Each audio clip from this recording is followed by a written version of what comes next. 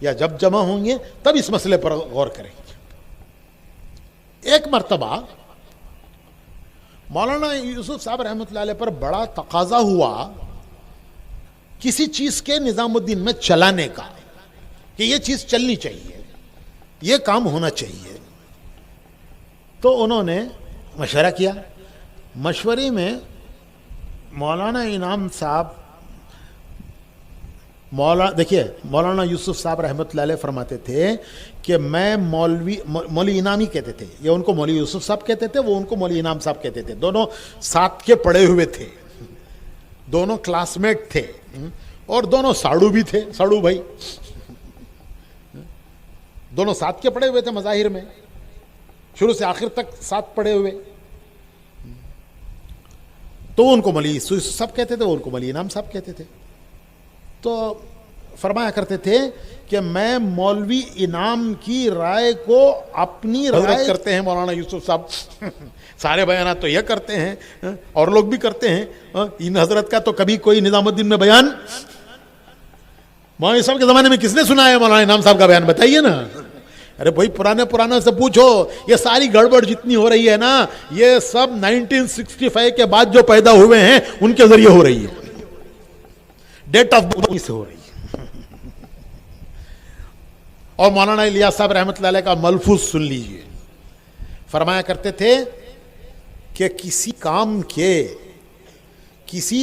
کے سے سنا ہوا ہے, میں کوشش کر رہا ہوں کہ انہی کے الفاظ میں سناؤں, کیونکہ ان کے الفاظ ان کے نہیں ہیں, ان کے الفاظ درخت کا پی تھے. تو فرمایا کرتے تھے کہ کسی کام کے زوال کی ابتدا اس سے شروع ہوتی ہے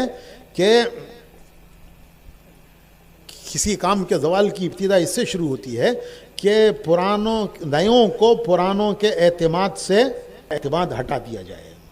پھر وہ دبے کسی تحریک کے زوال کی ابتدا اس سے شروع ہوتی ہے کہ اس کے نئیوں کو اس کے پرانوں سے بے اعتماد کر دیا جائے, کہ نئیوں کو پرانوں کا اعتماد ہٹ جائے, اور وہ اس طرح دبے پاؤں اپنے راستے سے سرک جاتے ہیں.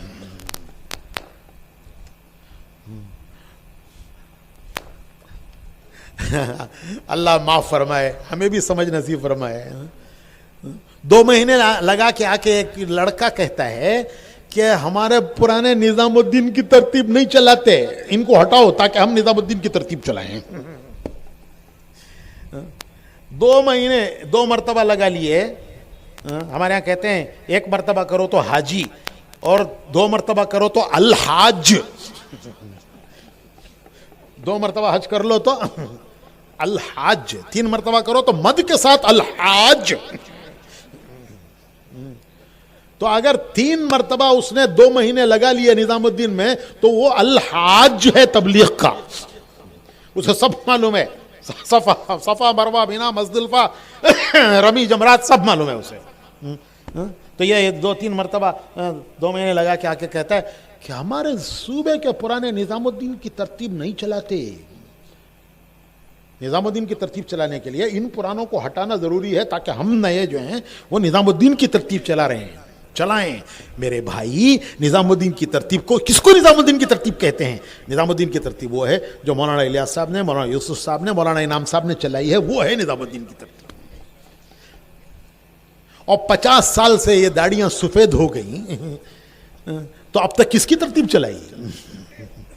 اب تک وہی ترتیب چلائی جو مولانا الیاس صاحب کو تو ہم نے نہیں دیکھا, لیکن مولانا یوسف صاحب کو دیکھا ہے, سنا ہے, اور سمجھداری کے زمانے میں سنا ہے, کوئی بچپن میں نہیں سنا ہے, اور کالج کے زمانے میں سنا ہے, کوئی بیوقوفی کی طرح سے جا کے علم نہیں اٹھا لیا ہے,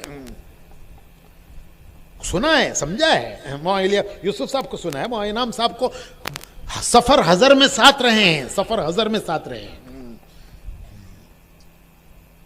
تو میں ایک کی بات نہیں کہہ رہا ہوں.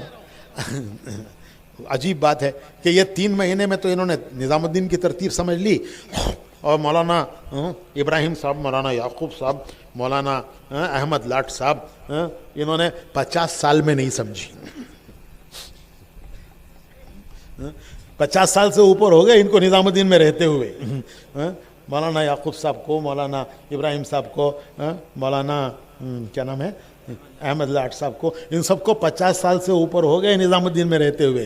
तो 50 साल से इन्होंने क्या भाड़ फांका वहाँ पता नहीं, इनको न समझी नहीं। इन्होंने 3 मरतबा 2 महीने लगा के वो समझ लिया जो मौलाना इब्राहिम साहब और मौलाना याकूब साहब और मौलाना अहमद लाट साहब ने 50 साल में नहीं समझा। अब बताइए इनकी समझ का क्या है भरोसा है।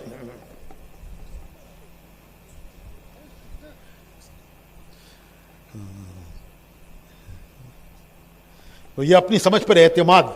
देखो ये मौलाना इलियास साहब तो जो समझ में आया उसको इस्तिदराज कह रहे हैं, और ये 2 मरतबा 2 महीने लगा के कहता है मैंने समझा है। ये जितने पुराने हैं ना, जिनकी दाढ़ियां तबलीग में सफेद हुई हैं, इन्होंने किसी ने नहीं समझा।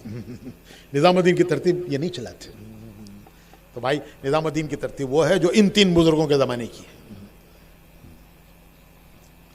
तो मैं क्या कह रहा था, कहीं से कहीं निकल गया मैं। हाँ, मौलाना साहब बुलाते थे, मौलाना इनाम साहब को बुलाते थे, मौलाना इनाम बुलाओ, मौलाना इनाम बुलाओ। और उसके बाद ये शहजादे की तरह आते थे। हम सोचते थे कि ये मौलाना साहब के ज़माने में कभी किसी ने उनका बयान, मौलाना इनाम साहब का बयान निजामुद्दीन में किसी ने सुना है? हमारे जो पुराने बड़े बड़े बुजुर्ग हैं उनसे पूछो, कुछ नहीं बोलते ये। वो मौलाना यूसुफ साहब इनके बगैर कोई मशवरा नहीं करते। तो इस तरह उन लोगों, तो मैं इस पर कह रहा था कि बाज़ लोगों ने ये कहा कि भाई ये तहरीर याद नहीं आई, इतने बरसों के बाद याद आई है, तो ये कहाँ छप गई थी? छुपी नहीं थी, वो अमल में थी। वो छुपी नहीं थी, वो अमल में थी। जो चीज़ अमल में है उसको, उसकी ज़रूरत क्या है बताने की कि भाई ये करो? वो तो कर ही रहा है बेचारा।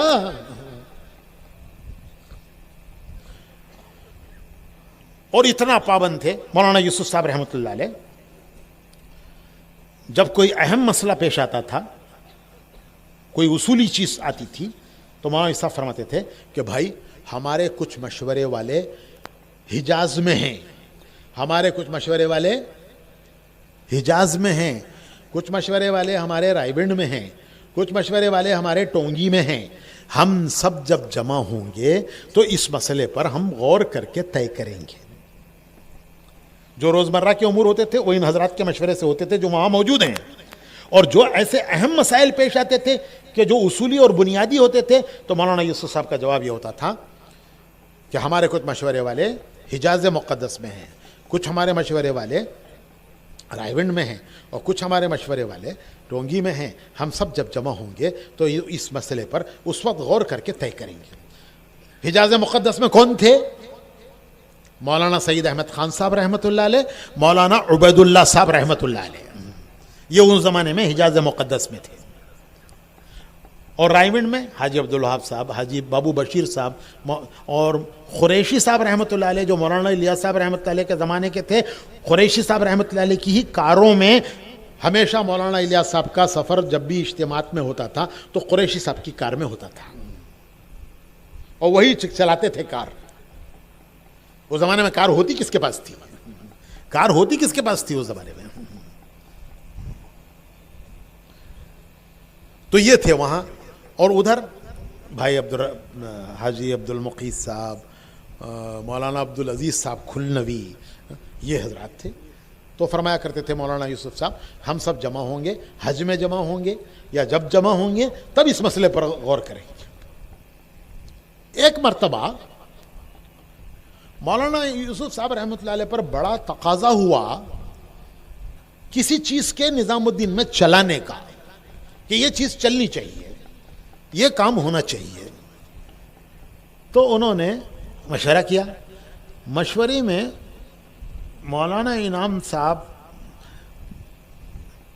देखिए मौलाना यूसुफ साहब रहमतुल्लाह अलैह फरमाते थे कि मैं मौलवी इनामी कहते थे, ये उनको मौलवी यूसुफ साहब कहते थे, वो उनको मौलवी इनाम साहब कहते थे। दोनों साथ के पढ़े हुए थे, दोनों क्लासमेट थे, और दोनों साड़ू भी थे, साड़ू भाई,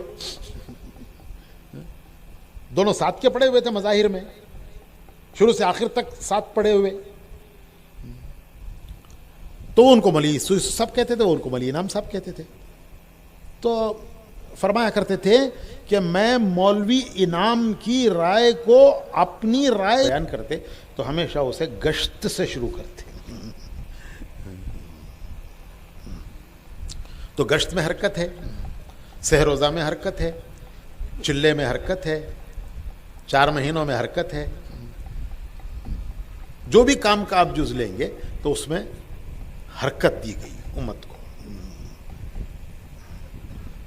یہ ایک بڑی خصوصیت ہے جو اللہ نے ان پر کھولی کہ امت کو جمود سے نکالو، ان کو حرکت پر ڈالو. جو جتنی حرکت کر سکتا ہے اس سے اتنی حرکت کراؤ. 3 نہیں دے سکتا اسے 3 دن کی حرکت کراؤ. 3 چلے دے سکتا ہے 3 چلے کی حرکت کراؤ. دنیا کے کناروں تک جا سکتا ہے کناروں تک دنیا کے بھیجو. پیدل جماعتوں میں جاتا ہے پیدل چلاؤ. یہ ایک خصوصیت ہے. دوسری خصوصیت مولانا الیاس صاحب رحمۃ اللہ علیہ پر جو اللہ نے کھولی وہ اجتماعیت. ایک نقل حقت، دوسرے اجتماعیت، کہ ہمارا کام کوئی فرد نہیں کرے گا، ہر کام جماعت بنا کر کرو. بنیاد فرد پر رکھی نہیں گئی. ہر کام کے لیے یہ ترتیب جو بتائی گئی ہمارے کام کی ترتیب، وہ یہ ترتیب بتائی گئی کہ ہر کام کو جماعت بنا کر کرو. گشت کرو جماعت بنا کر، 3 دن میں جاؤ جماعت بنا کر، چلے میں جاؤ جماعت بنا کر. تو ہر کام میں جماعت بنا کر کرو، اپنے ساتھ جماعت بناؤ. اس کا ہی آخری جو اس کی آخری شکل جو ہے وہ مسجد کی جماعت ہے کہ مسجد کی جماعت کے 5 کام جماعت بنا کر ہیں، سوائے گھر کی تعلیم کے باقی سارے کام جو ہیں وہ جماعت بنا کر ہیں. 2.5 گھنٹے لگاؤ تو چھوٹی چھوٹی جماعتیں بناؤ، ملاقاتیں کرو. گشتوں میں جاؤ، پہلا گشت دوسرا گشت جماعت بناؤ. سحر روزہ چلہ 3 چلے ہر چیز جماعت بنا کر. اور یہ ایک اتنا بڑا کام اللہ نے ان سے لیا کہ مولانا علی میاں صاحب رحمۃ اللہ علیہ، اللہ نے ان کو بہت دور رس نظر عطا فرمائی تھی اور صحبت بھی ان کو مولانا الیاس صاحب رحمۃ اللہ علیہ کی بہت ملی تھی. کئی مرتبہ خود فرمایا کہ اللہ نے مجھے یہ سعادت نصیب فرمائی کہ سفروں میں ان کے ساتھ رہا اور ان کی ترجمانی کی سعادت اللہ نے مجھے نصیب فرمائی کہ جن دنوں میں مولانا الیاس صاحب رحمۃ اللہ علیہ بیمار تھے اور خود بیان نہیں کر سکتے تھے تو مولانا علی میاں صاحب اور مولانا منظور نعمانی صاحب رحمۃ اللہ علیہ مجمعین، یہ دونوں، ان میں سے کسی کو بھی مولانا الیاس صاحب رحمۃ اللہ علیہ یوں دیکھو یہ لب پہ یوں انگلی سے اشارہ کر کے یوں اشارہ کرتے تھے. اس کا مطلب یہ ہے کہ میرے منہ پر کان لگا کر میری بات سنو. چنانچہ ان میں سے کوئی اپنا کان ان کے منہ پر لگا کر 2-4 جملے نقاہت، کمزوری، بیماری کی وجہ سے 2-4 جملے مولانا الیاس صاحب فرماتے تھے اور اسی کو یہ حضرات کبھی مولانا علی میاں صاحب ہوتے تھے کبھی مولانا منظور صاحب ہوتے تھے تو وہ حضرت کے ان جملوں کو، حضرت کی جملے بھی چھوٹے چھوٹے ہوتے تھے اور الفاظ بھی اتنے دقیق ہوتے تھے کہ بڑا مشکل ہوتا تھا اسے سمجھنا، تو اس کو سمجھاتے تھے. تو فرمانے لگے کہ اللہ نے مجھے ان کی سعادت، ان کی ترجمانی کی سعادت نصیب فرمائی، اس کو میں اپنے لیے آخرت کا ایک بہت بڑا سرمایہ سمجھتا ہوں. سرمایہ یہ میں نے اپنے کانوں سے سنا ہے. تو مولانا علی میاں صاحب کو اللہ نے بڑی دور رس نظر دی تھی. تو ایک جگہ مولانا نے لکھا ہے کہ میرا یہ امت پر سے اعتماد ہٹ گیا تھا کہ اب امت میں کسی اجتماعی کام کے کرنے کی صلاحیت باقی نہیں رہی. یہ میرا اعتماد ہٹ گیا تھا کہ اب امت میں کسی بھی یہ اجتماعی کام کے کرنے کی صلاحیت امت میں باقی نہیں رہی. جب میں مولانا الیاس صاحب رحمۃ اللہ علیہ کے ساتھ چلا اور اس کام کو میں نے دیکھا تو میرا یہ اعتماد بحال ہو گیا. یہ اعتماد پھر واپس لوٹ آیا کہ نہیں، امت میں آج بھی اجتماعی کام کے کرنے کی صلاحیت باقی ہے. میرے اس اعتماد کو اس کام نے بحال کیا، ورنہ میرا یہ امت پر سے اعتماد اٹھ چکا تھا کہ اب تو ان کے اندر اجتماعی کام کے کرنے کی صلاحیت باقی ہی نہیں رہی. تو یہ دو چیزیں ایسی عجیب ہے غریب ہیں جو اللہ نے مولانا الیاس صاحب سے کروائیں. ایک آپ نے امت کو حرکت دی، نقل و حرکت پر اٹھایا، جمود سے نکالا، ہر شخص کو حرکت دی.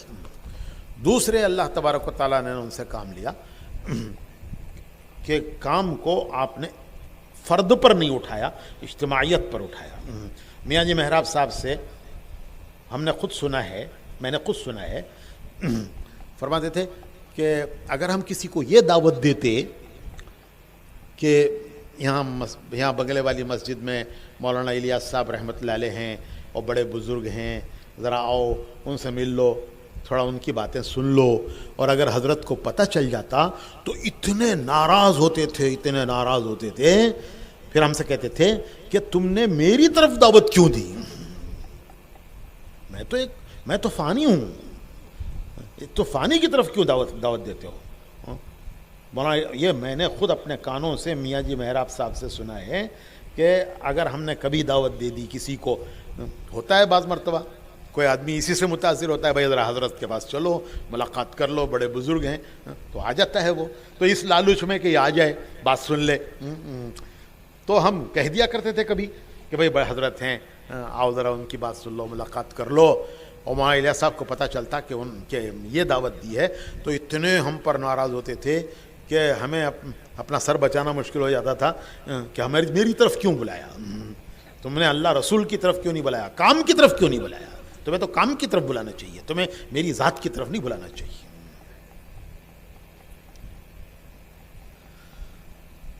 تو اللہ پاک نے ان پر اس کے اصول بھی کھولے، اجتماعیت کے اصول اور نقل و حرکت کے اصول، اجتماعیت کے اصول بھی اور نقل و حرکت کے اصول بھی.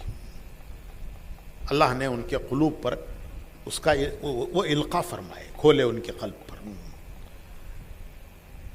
جس حج میں مولانا پر انشراح ہوا اس کام کا، تو اس میں بڑے بڑے بزرگ تھے، مشائخ تھے. تو حضرت شاہ عبد القادر صاحب رائے پوری رحمۃ اللہ علیہ، شاہ عبد الرحیم صاحب رائے پوری رحمۃ اللہ علیہ کے خلفاء میں تھے اور بڑے بزرگوں میں تھے. ان کے بارے میں حضرت مدنی رحمۃ اللہ علیہ فرماتے تھے کہ وہ تو حال ہی حال ہیں، وہ تو حال ہی حال ہیں، جو کچھ ان کا حال ہے بس وہ حال ہے. وہ فرماتے تھے کہ بعض لوگ، کسی ایک بزرگ نے فرمایا کہ بعض لوگ قال ہوتے ہیں، ان کے پاس حال نہیں ہوتا، ان کے پاس صرف قال ہی قال ہوتا ہے. اور بعض لوگ حال ہوتے ہیں، ان کے پاس قال نہیں ہوتا. اور کسی بزرگ نے یہ کہا کہ حضرت مدنی وہ ہیں کہ جو ان کا حال ہے وہ ان کا قال ہے، حال خال دونوں ایک ہیں. تو حضرت شاہ عبد الرحیم صاحب رائے پوری رحمۃ اللہ علیہ کے خلفاء میں تھے شاہ عبد القادر صاحب، اور انہوں نے ہی مولانا علی میاں صاحب اور مولانا منظور صاحب کو نظام الدین بھیجا تھا. حضرت شاہ عبد القادر صاحب رائے پوری رحمۃ اللہ علیہ کے پاس جب یہ دونوں بزرگ گئے کہ ہم آپ سے وابستہ ہو کر یہاں آپ کے ساتھ اس خدمت میں لگنا چاہتے ہیں، تو انہوں نے کہا تھا کہ اس فیصلے کو کرنے سے پہلے چند دن نظام الدین گزارو اور اس کے بعد مولوی صاحب فیصلہ کرو. تو انہوں نے ہی مولانا کو بھیجا تھا. تو وہ بھی ساتھ تھے حج میں. تو مولانا الیاس صاحب رحمۃ اللہ علیہ ملتزم پر بہت دیر تک دعائیں مانگتے رہے چمٹ کر، اور بہت دیر تک دعائیں مانگنے کے بعد جب واپس لوٹے تو حضرت شاہ عبد القادر صاحب رائے پوری رحمۃ اللہ علیہ نے پوچھا مولانا الیاس صاحب سے کہ کیا آپ نے ملتزم پر کیا مانگا؟ تو مولانا الیاس صاحب بہت خوش تھے. ملتزم پر تو اتنا رو رہے تھے، ملتزم پر تو گریا تاری تھا، گریا اور گریا و زاری میں ڈوبے ہوئے رو رہے تھے اور اب خوش آ رہے ہیں. تو پوچھا کہ کیا بات پیش آئی، کیا مانگا آپ نے کہ جس کی اتنی خوشی ہے؟ تو مولانا الیاس صاحب رحمۃ اللہ علیہ نے فرمایا کہ میں نے اللہ سے اس کام کی قبولیت مانگی اور اللہ نے اس کو قبول کر لیا. اس کی مجھے خوشی ہے کہ میں نے اللہ سے اس کام کی قبولیت مانگی اور اللہ نے اسے قبول کر لیا، اس کی خوشی ہے.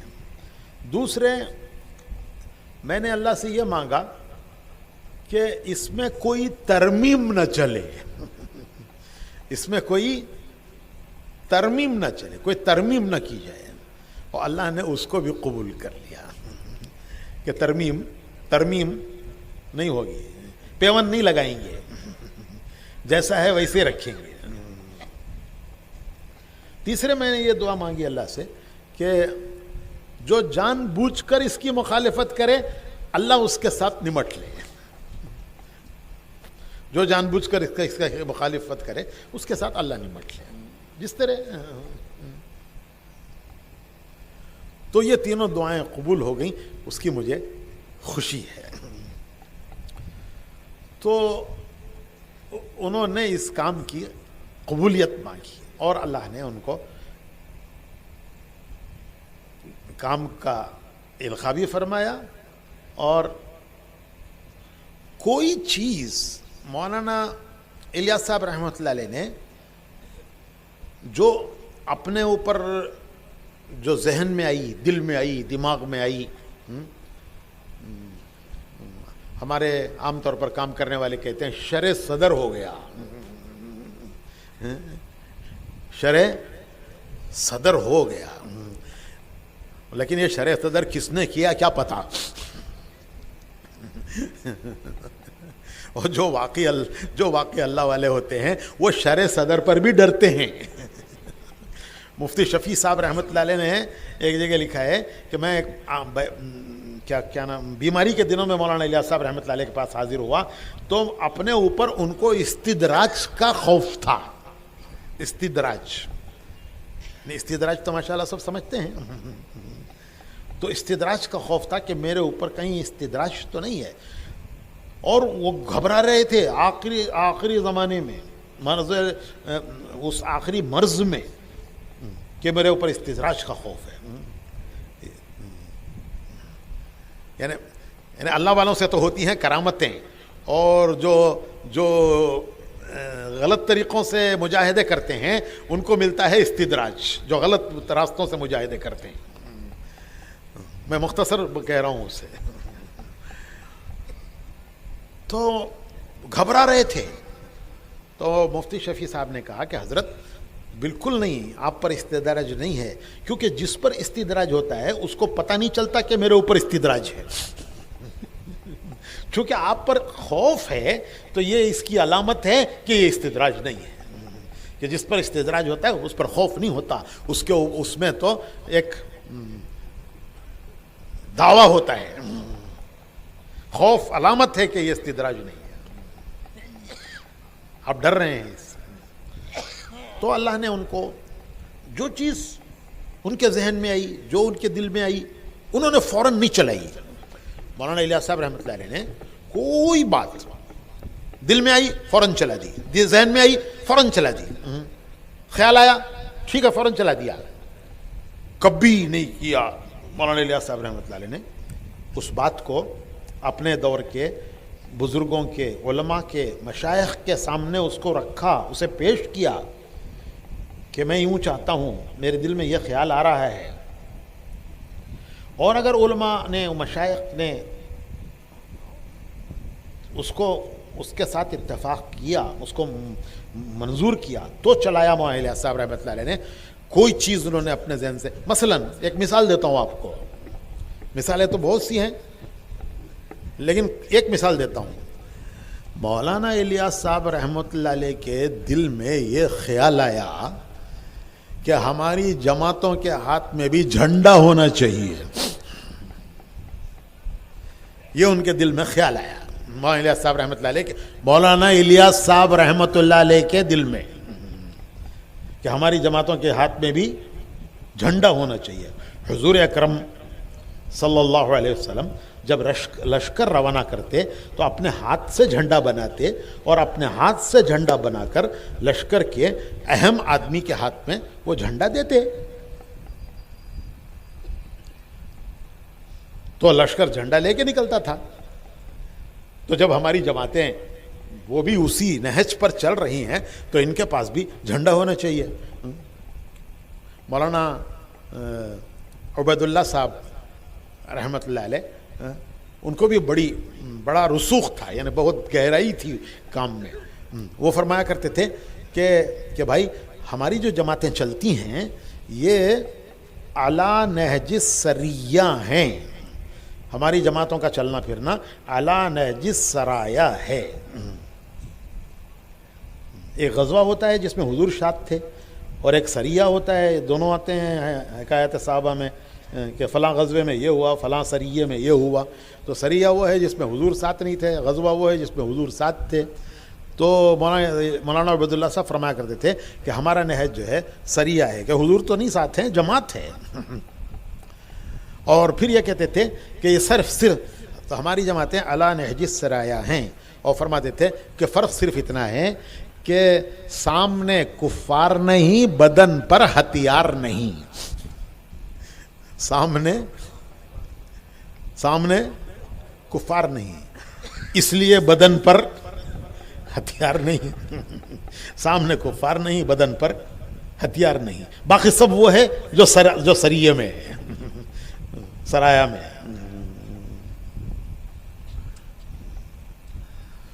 تو حضرت مولانا الیاس صاحب رحمۃ اللہ علیہ کو خیال آیا جھنڈا دے کے بھیجو جماعت کو. لیکن فرمانے لگے کہ نہیں بھائی ابھی ٹھہر جاؤ، شیخ آنے والے ہیں. کون شیخ؟ ارے بھائی کون شیخ؟ شیخ الحدیث رحمۃ اللہ علیہ. ٹھہر جاؤ، شیخ آنے والے ہیں، ان سے مشورہ کرنے کے بعد طے کریں گے.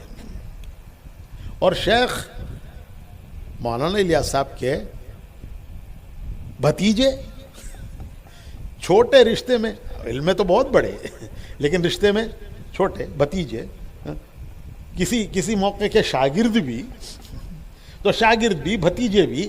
لیکن شیخ نے فرمایا کہ ان کو آنے دو، ان سے مشورہ کریں گے. اگر شیخ تشریف لائے تو مولانا الیاس صاحب نے اس وقت تک اس امر کو، امور مشورہ کہتے ہیں نا، امور مشورہ، اس امر کو رو کے رکھا. اور جب شیخ آئے تو شیخ سے مولانا الیاس صاحب نے کسی موقع پر یہ کہا کہ میں مولوی زکریہ، وہ یہ کہتے تھے، مولوی زکریہ صاحب ہی کہتے تھے کہ میرے ذہن میں یہ چیز آ رہی ہے. تو حضرت شیخ نے فرمایا کہ چچا جان ایسا ہرگز نہ کیجئے، ایسا ہرگز نہ کیجئے. اس زمانے میں جھنڈے کے معنی اور تھے، آج جھنڈے کے معنی اور ہیں. تو اگر اپنی چلاتے تو آج آپ سب کے ہاتھ میں جھنڈا ہوتا. جہاں سے جس گاؤں سے جہاں لوگ آئے ہیں سب ایک ایک جھنڈا لے کے آتا، اور یہاں پتہ نہیں کتنے جھنڈے لگتے چاروں طرف میدان میں. تو مولانا الیاس صاحب نے کبھی اپنی نہیں چلائی. جو بات شریعت کی ہوتی تھی، جس کا تعلق شریعت سے ہوتا تھا، تو مفتی کفایت اللہ صاحب رحمۃ اللہ علیہ کے پاس بھیجتے تھے کہ مفتی صاحب خود جاتے تھے اور ساری بات مفتی صاحب کے سامنے رکھتے تھے، اور یہ کہتے تھے کہ مفتی صاحب آپ دیکھیں کہ اس میں کہیں مجھ سے کوئی چوک تو نہیں ہو رہی ہے، کہیں سنت شریعت سے ہٹ کر تو کوئی چیز نہیں ہو رہی ہے. مولانا یوسف صاحب رحمۃ اللہ علیہ، مولانا انعام صاحب رحمۃ اللہ علیہ، دونوں حضرت جی، ان دونوں حضرات کو کئی زمانے تک مولانا مفتی صاحب کے پاس بھیجتے رہے ان کے ابتدائی نوعمری کے زمانے میں، کہ وہاں رہ کر ایک طرح سے استاد ہیں مفتی کفایت اللہ صاحب رحمۃ اللہ علیہ. ان دونوں حضرات نے وہاں ان کے پاس رہ کر فتاوی کی ترتیب سیکھی ہے. تو بھائی ہمارا مزاج ہمیشہ تعلیم، یہ دو باتیں خصوصی، نقل و حرکت اور اجتماعیت. ہمارے حضرت جی مولانا انعام الحسن صاحب رحمۃ اللہ علیہ ہمیشہ ہمیشہ فرمایا کرتے تھے بھائی رائے ملاؤ. رائے ملاؤ کیا مانے؟ رائےوں کو جمع کرو، رائےوں کو جمع کرو. اور کبھی مثال دے کے کہتے بس موجود ہے. شہد کی مکھی کا کام یہ ہے کہ وہ پھولوں میں سے رس کو چوس کر اسے لا کر چھتے میں جمع کرتی ہے. یہ شہد کی مکھی کا عمل ہے کہ وہ پھولوں سے رس چوس کر اسے لا کر چھتے میں جمع کرتی ہے. اور جب مختلف پھولوں سے شہد کی مکھیاں رس چوس کر لا کر چھتے میں جمع کرتی ہیں تو پھر وہ کیا بنتا ہے جی؟ فیہ شفاء للناس، فیہ شفاء للناس. حکیموں کی دوائیں سب شہد اس کا جزء اعظم ہے شہد. تو رس تو سب پھولوں میں ہے، رائے تو سب کے دماغوں میں ہے، لیکن مشورے کا عمل ہے ان پھولوں سے رس کو لا کر چھتے میں جمع کرنا. اگر وہ پھولوں میں رہ جائے تو پتہ بھی نہیں چلتا، لیکن اگر اسے پھولوں سے شہد کی مکھی کو جب وہ لا کر جمع کرتی ہے چھتے میں تب جا کے وہ کیا بنتا ہے؟ شہد. فیہ شفاء للناس. اللہ نے تمام امراض کی اس میں دوا رکھی ہے. تو حضرت جی مولانا انعام الحسن صاحب رحمۃ اللہ علیہ فرما کرتے تھے کہ رائےوں کو جمع کرو، کہ جب رائیں جمع ہوں گی کہیں تو پھر وہ شہد بنے گا. پھر اللہ اس سے امراض کو دور کریں گے، شفا بھی دیں گے، غذا بھی دیں گے. غذا بھی ہے، دوا بھی ہے. غذا بھی ہے، دوا بھی ہے. ہر ایک کے ذہن میں رہ جائے تو وہ رس ہے. اپنے ذہن میں دماغ میں رائے ہیں، جمع کرو تو انشاءاللہ پوری امت کے لیے نفع ہے اس کا. تو اس بنیاد پر کہ اجتماعیت بغیر مشورے کے قائم نہیں ہوتی، اجتماعیت بغیر مشورے کے قائم نہیں ہوتی. جب جماعت کی نماز فرض ہوئی ہے، جب جماعت کی نماز کا حکم آیا ہے کہ جماعت کے ساتھ نماز پڑھی جائے، تو علماء نے لکھا ہے کہ نماز تو ہر امت میں تھی، کسی نے تھوڑے فرق کے ساتھ ہر امت میں نماز تھی، لیکن جماعت بنا کر نماز پڑھنا یہ حضور کی امت کی خصوصیت، پڑھنا یہ اس امت کی خصوصیت ہے. تو جب نماز جماعت کے ساتھ پڑھی جائے، جب یہ حکم آیا تو صاحب وحی حضور صلی اللہ علیہ وسلم موجود ہیں، وحی اتر رہی ہے، جبرائیل آ رہے ہیں، لیکن نماز کے لیے کیسے جمع کیا جائے وحی نہیں آئی. صاحب وحی موجود ہیں، جبرائیل آ رہے ہیں، وحی لا رہے ہیں. اتنا بڑا معاملہ کہ امت کو نماز کے لیے کیسے بلایا جائے اور کیسے جمع کیا جائے، وحی نہیں آ رہی ہے. جب وحی نہیں آ رہی ہے تو حضور نے کیا کیا بھائی؟ مشورہ کیا، صحابہ سے مشورہ کیا. تو وحی نہیں آئی، مشورہ صحابہ سے کیا. کیوں؟ کہ قیامت تک کے لیے امت کو مشورہ سکھانا ہے، قیامت تک کے لیے امت کو مشورہ سکھانا ہے، امت کو مشورے پر ڈالنا ہے. کیوں؟ کہ قیامت تک امت مشورے سے چلے گی. تو مشورہ کیا حضور نے، اور ایک مجلس بغیر فیصلے کے حضور موجود ہیں، صحابہ رائے دینے والے موجود ہیں،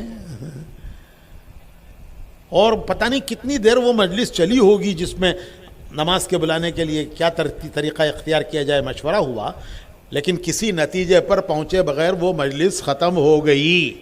ایسا ہی ہے نا؟ حضور نے فرمایا اچھا بھائی اور غور کرو، اور سوچو، اور غور کرو. اور صحابہ انہی فکروں میں لوٹے. پھر اللہ تعالیٰ نے ایک صحابی کو خواب کے ذریعے رہبری کی، انہوں نے آ کے حضور کو اپنا خواب سنایا. حضور نے فرمایا کہ ٹھیک ہے، بلال کو بلاؤ، وہ اذان دیں، انہیں بتاؤ یہ کلمات، وہ اذان دیں. تو امت کو مشورہ سکھایا گیا، مشورے پر ڈالا گیا. تو بھائیو ہمارے کام کی بنیاد ہے مشورہ. مولانا الیاس صاحب رحمۃ اللہ علیہ نے خط لکھا ہے قاری طیب صاحب رحمۃ اللہ علیہ کے نام پر. مولانا الیاس صاحب رحمۃ اللہ علیہ کا خط ہے قاری طیب صاحب رحمۃ اللہ علیہ کے نام پر, اور اس خط کو مولانا ابو الحسن علی ندوی رحمۃ اللہ علیہ نے مکاتیب مولانا الیاس رحمۃ اللہ علیہ کے میں لکھا, جمع کیا ہے. اس خط کو مولانا علی میاں صاحب نے جمع کیا ہے, لکھا ہے, مکاتیب میں لکھا ہے. اس خط میں مولانا الیاس صاحب رحمۃ اللہ علیہ نے صاف فرمایا ہے کہ آئندہ یہ کام, یہ ان کی دور, اللہ تعالیٰ نے ان کو کام کی جو فہم اور دور رس جو ان کو ذہن دیا تھا اس کا, تو اس نے صاف لکھا ہے کہ آئندہ یہ کام ایک مجلس شورا کے تحت چلے گا. یہی الفاظ ہیں, وہ موجود ہے یہاں, بہت سو کے پاس موجود ہے, لے کے دیکھ لیجئے اسے, نہیں تو ہمارے کچھ ساتھیوں کے پاس موجود ہے, لے لیجئے. تو یہ خط لکھا ہے مولانا الیاس صاحب رحمۃ اللہ علیہ نے مولانا قاری طیب صاحب رحمۃ اللہ علیہ کو, اور مولانا علی میاں صاحب نے اسے مکاتیب مولانا الیاس میں جمع کیا ہے, جس میں مکتوبات مکاتیب جمع کیے ہیں مولانا الیاس صاحب کے. وہ خط یہاں موجود ہے ہمارے ساتھیوں کے پاس. اس میں صاف فرمایا ہے کہ آئندہ یہ کام ایک مجلس شورا کی ماتحتی میں چلے گا,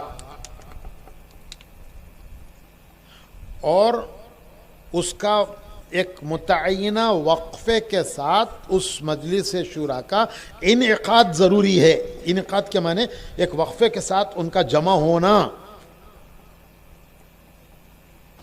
جمع ہو کر امور پر مشورہ کرنا, ایک متعینہ وقفے کے ساتھ ان کا اس مجلس شورا کا انعقاد ضروری ہے. یہ لکھا ہے اس میں, پڑھ کے دیکھ لیجئے. کسی کے پاس ہے بھائی کتاب؟ کسی کے پاس ہے کتاب یہاں؟ ہاں ذرا منگوا لیجئے, اگر ہے تو میں خالی صرف وہ 4 سطریں سنا دیتا ہوں, کہیں میرے وہ بھول چوک نہ ہو میرے کہنے میں. تو منگوا لیجئے, میں وہ 4 سطریں سنانا چاہتا ہوں. وہ کاپی ہو تو کاپی منگوا لیجئے یا اچھا.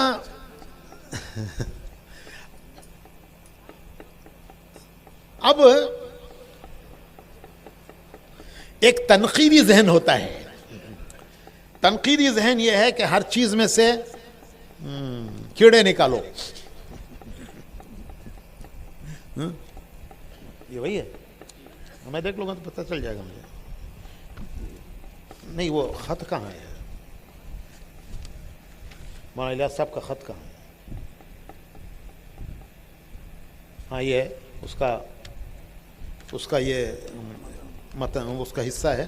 میرے نزدیک جو کام چلنے کے لیے اس وقت ضرورت ہے وہ مشائخ طریقت, علماء شریعت, ماہرین سیاست کے چند ایسے حضرات کی جماعت کے مشاورت کے ماتحت ہونے کی ضرورت ہے.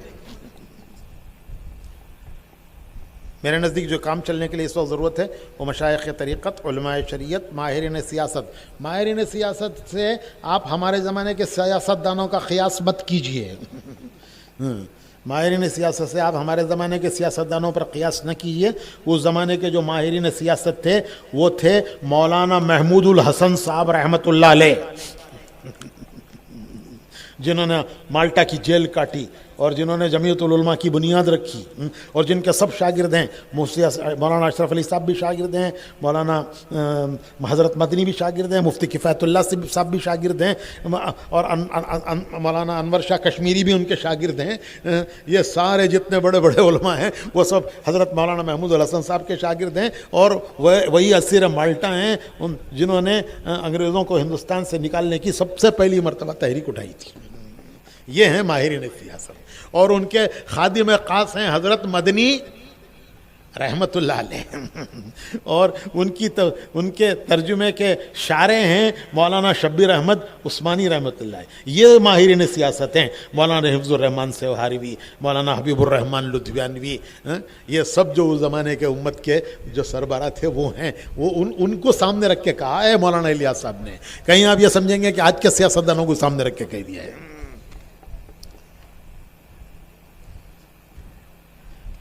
اور اس مشاورت کا انعقاد خاطر خواہ مدام رہے. مدام رہے کا مطلب یہ ہے کہ اس کا کوئی متعینہ وقفے سے ان کا جمع ہونا ہو اور عملی چیز سب اس کے ماتحت ہو. یہ مولانا الیاس صاحب کے الفاظ ہیں, عجیب و غریب الفاظ ہیں, یہ الہامی ہیں. سو ایک تو اول ایسی مجلس کے منعقد ہو جانے کی ضرورت ہے. مکاتیب مولانا الیاس رحمۃ اللہ علیہ جمع کردہ حضرت مولانا سید ابو الحسن علی ندوی رحمۃ اللہ علیہ,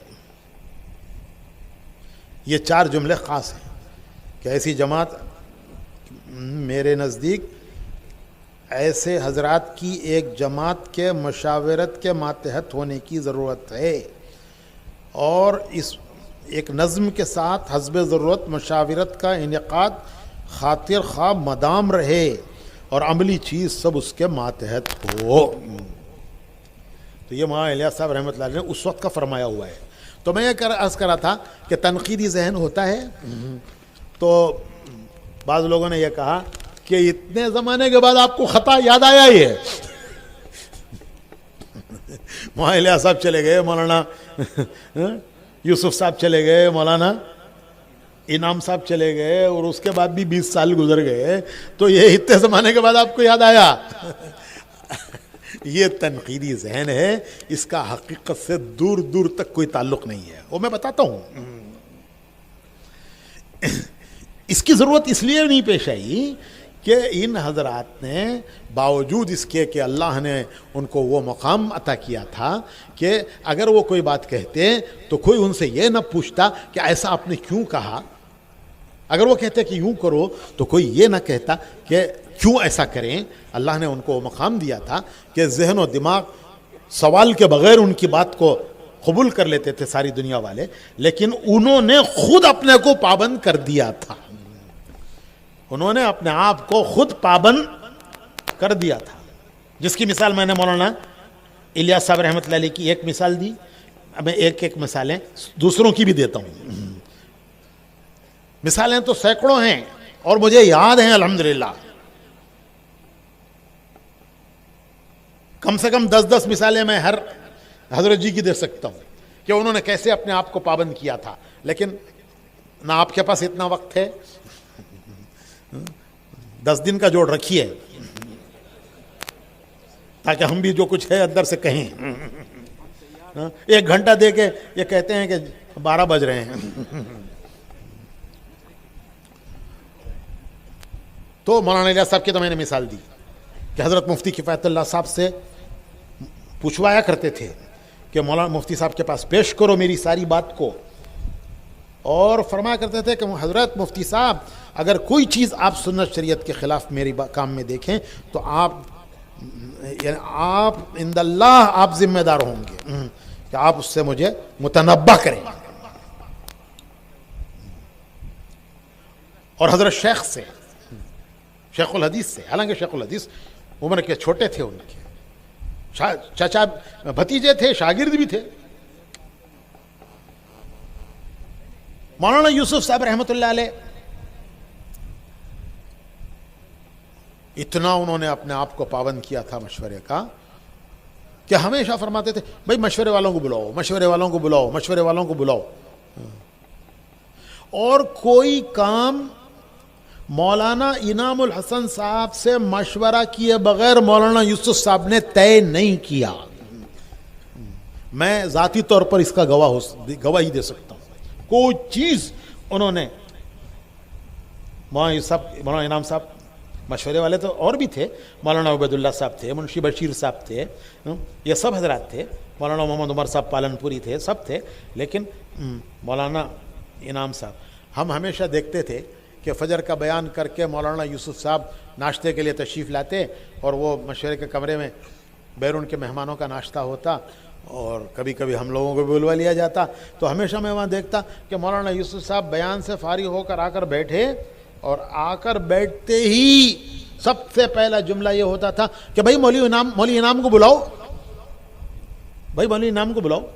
ایک آدمی گیا بلانے کے لیے مولانا انعام صاحب کو, ابھی وہ جا کر واپس نہیں آیا کہ پھر یہ کہا ارے بھائی مولوی انعام کو بلاؤ, تو پھر دوسرا گیا.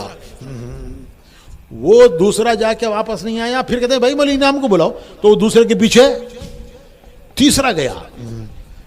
اور ماشاءاللہ مولانا انعام صاحب تو بالکل شہزادے کی طرح تھے, چہرہ بھی, لباس بھی, اور رعب بھی. آنکھ بھر کے آدمی ان کے چہرے کو دیکھ نہیں سکتا تھا. تو وہ اپنی اسی آن بان کے ساتھ آتے, اور ہم لوگ حیران ہو کے دیکھتے تھے کہ یہ کون بزرگ ہے. ایک نہ کوئی بیان کرتے ہیں, نہ کہیں تقریر کرتے ہیں, نہ کہیں شام کی کتاب پڑھتے ہیں, نہ کہیں دعا مانگتے ہیں. سارے بیان تو یہ حضرت کرتے ہیں, مولانا یوسف صاحب سارے بیانات تو یہ کرتے ہیں, اور لوگ بھی کرتے ہیں. ان حضرت کا تو کبھی کوئی نظام الدین میں بیان, مولانا صاحب کے زمانے میں کس نے سنا ہے مولانا انعام صاحب کا بیان؟ بتائیے نا.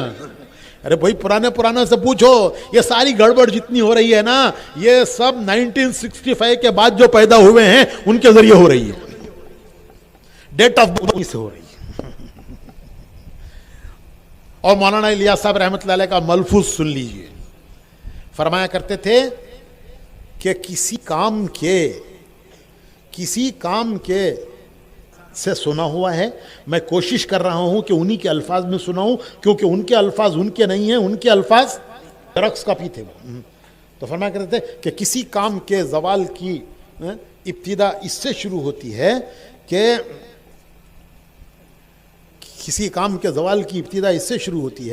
کہ نئیوں کو پرانوں کے اعتماد ہٹا دیا جائے. پھر وہ دبے.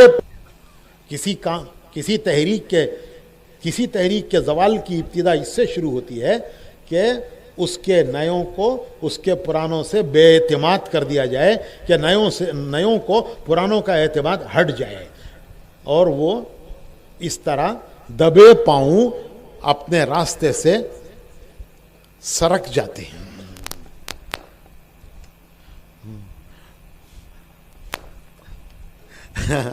اللہ معاف فرمائے, ہمیں بھی سمجھ نصیب فرمائے. 2 مہینے لگا کے آ کے ایک لڑکا کہتا ہے کہ ہمارے پرانے نظام الدین کی ترتیب نہیں چلاتے, ان کو ہٹاؤ تاکہ ہم نظام الدین کی ترتیب چلائیں. 2 مہینے 2 مرتبہ لگا لیے. ہمارے ہاں کہتے ہیں 1 مرتبہ کرو تو حاجی, اور 2 مرتبہ کرو تو الحاج. 2 مرتبہ حج کر لو تو الحاج, 3 مرتبہ کرو تو مد کے ساتھ الحاج. تو اگر 3 مرتبہ اس نے 2 مہینے لگا لیے نظام الدین میں, تو وہ الحاج ہے تبلیغ کا. اسے سب معلوم ہے, صفا مروہ مینا مزدلفہ رمی جمرات سب معلوم ہے اسے. تو یہ 2-3 مرتبہ 2 مہینے لگا کے آ کے کہتا ہے کہ ہمارے صوبے کے پرانے نظام الدین کی ترتیب نہیں چلاتے. نظام الدین کی ترتیب چلانے کے لیے ان پرانوں کو ہٹانا ضروری ہے, تاکہ ہم نئے جو ہیں وہ نظام الدین کی ترتیب چلا رہے ہیں. چلائیں میرے بھائی, نظام الدین کی ترتیب کو کس کو نظام الدین کی ترتیب کہتے ہیں؟ نظام الدین کی ترتیب وہ ہے جو مولانا الیاس صاحب نے, مولانا یوسف صاحب نے, مولانا انعام صاحب نے چلائی ہے, وہ ہے نظام الدین کی ترتیب. اور 50 سال سے یہ داڑیاں سفید ہو گئیں, تو اب تک کس کی ترتیب چلائی؟ اب تک وہی ترتیب چلائی جو مولانا الیاس صاحب کو تو ہم نے نہیں دیکھا, لیکن مولانا یوسف صاحب کو دیکھا ہے, سنا ہے, اور سمجھداری کے زمانے میں سنا ہے, کوئی بچپن میں نہیں سنا ہے, اور کالج کے زمانے میں سنا ہے, کوئی بیوقوفی کی طرح سے جا کے علم نہیں اٹھا لیا ہے. سنا ہے, سمجھا ہے. مولانا یوسف صاحب کو سنا ہے, مولانا انعام صاحب کو سفر حضر میں ساتھ رہے ہیں. تو میں ایک کی بات نہیں کہہ رہا ہوں. عجیب بات ہے کہ یہ 3 مہینے میں تو انہوں نے نظام الدین کی ترتیب سمجھ لی, اور مولانا ابراہیم صاحب, مولانا یعقوب صاحب, مولانا احمد لاٹ صاحب, انہوں نے 50 سال میں نہیں سمجھی. 50 سال سے اوپر ہو گئے ان کو نظام الدین میں رہتے ہوئے. مولانا یعقوب صاحب کو, مولانا ابراہیم صاحب کو, مولانا کیا نام ہے, احمد لاٹ صاحب کو، ان سب کو 50 سال سے اوپر ہو گئے نظام الدین میں رہتے ہوئے، تو 50 سال سے انہوں نے کیا بھاڑ پھانکا وہاں پتہ نہیں، ان کو سمجھی نہیں، انہوں نے 3 مرتبہ 2 مہینے لگا کے وہ سمجھ لیا جو مولانا ابراہیم صاحب اور مولانا یعقوب صاحب اور مولانا احمد لاٹ صاحب نے 50 سال میں نہیں سمجھا۔ اب بتائیے ان کی سمجھ کا کیا ہے بھروسہ ہے؟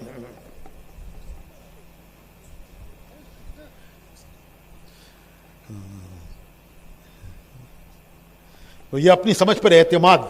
دیکھو یہ مولانا الیاس صاحب تو جو سمجھ میں آیا اس کو استدراج کہہ رہے ہیں، اور یہ 2 مرتبہ 2 مہینے لگا کے کہتا ہے میں نے سمجھا ہے۔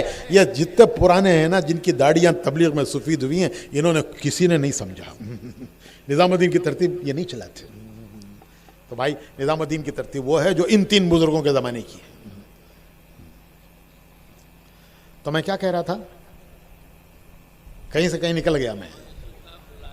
ہاں مولانا صاحب بلاتے تھے، مولانا انعام صاحب کو بلاتے تھے، مولانا انعام بلاؤ، مولانا انعام بلاؤ، اور اس کے بعد یہ شہزادے کی طرح آتے تھے۔ ہم سوچتے تھے کہ یہ مولانا صاحب کے زمانے میں کبھی کسی نے ان کا بیان، مولانا انعام صاحب کا بیان نظام الدین میں کسی نے سنا ہے؟ ہمارے جو پرانے بڑے بڑے بزرگ ہیں ان سے پوچھو، کچھ نہیں بولتے یہ۔ وہ مولانا یوسف صاحب ان کے بغیر کوئی مشورہ نہیں کرتے۔ تو اس طرح ان لوگوں، میں اس پر کہہ رہا تھا کہ بعض لوگوں نے یہ کہا کہ بھئی یہ تحریر یاد نہیں آئی، اتنے برسوں کے بعد یاد آئی ہے، تو یہ کہاں چھپ گئی تھی؟ چھپی نہیں تھی، وہ عمل میں تھی، وہ چھپی نہیں تھی، وہ عمل میں تھی۔ جو چیز عمل میں ہے اس کو اس کی ضرورت کیا ہے بتانے کی کہ بھئی یہ کرو، وہ تو کر ہی رہا ہے بیچارہ۔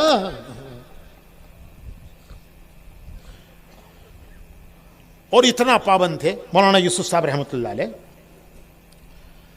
جب کوئی اہم مسئلہ پیش آتا تھا، کوئی اصولی چیز آتی تھی، تو مولانا صاحب فرماتے تھے کہ بھائی ہمارے کچھ مشورے والے حجاز میں ہیں، ہمارے کچھ مشورے والے حجاز میں ہیں، کچھ مشورے والے ہمارے رائے گنج میں ہیں، کچھ مشورے والے ہمارے ٹونگی میں ہیں، ہم سب جب جمع ہوں گے تو اس مسئلے پر ہم غور کر کے طے کریں گے۔ جو روزمرہ کے امور ہوتے تھے وہ ان حضرات کے مشورے سے ہوتے تھے جو وہاں موجود ہیں، اور جو ایسے اہم مسائل پیش آتے تھے کہ جو اصولی اور بنیادی ہوتے تھے، تو مولانا یوسف صاحب کا جواب یہ ہوتا تھا کہ ہمارے کچھ مشورے والے حجاز مقدس میں ہیں، کچھ ہمارے مشورے والے رائے گنج میں ہیں، اور کچھ ہمارے مشورے والے ٹونگی میں ہیں، ہم سب جب جمع ہوں گے تو اس مسئلے پر اس وقت غور کر کے طے کریں گے۔ حجاز مقدس میں کون تھے؟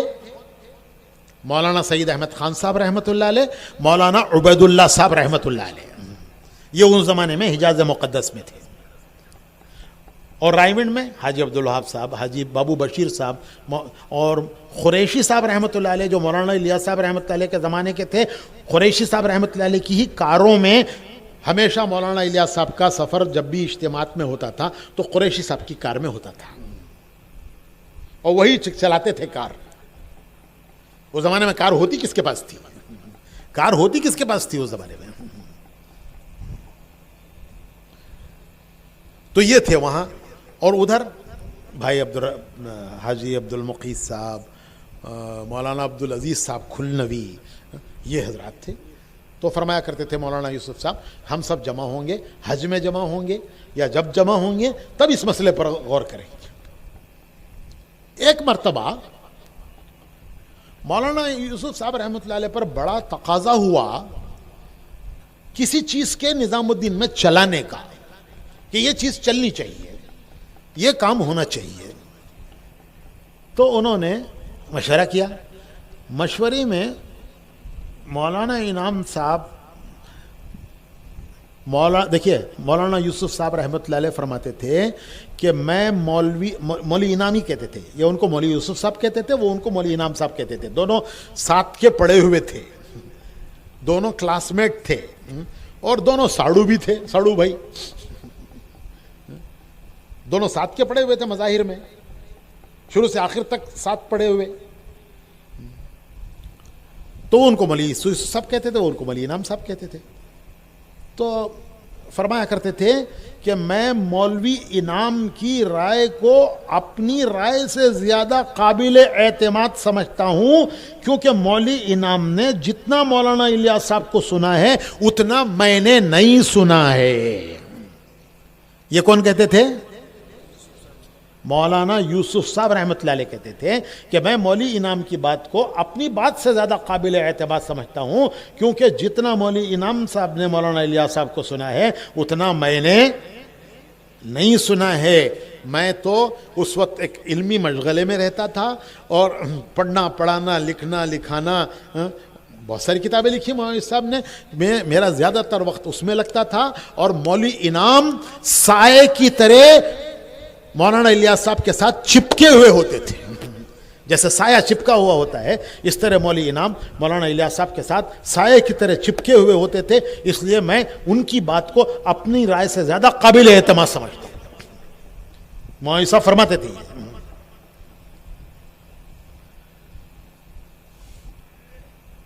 تو وہ ایک چیز چلانا چاہتے تھے مولانا یوسف صاحب، مشورے میں رکھا۔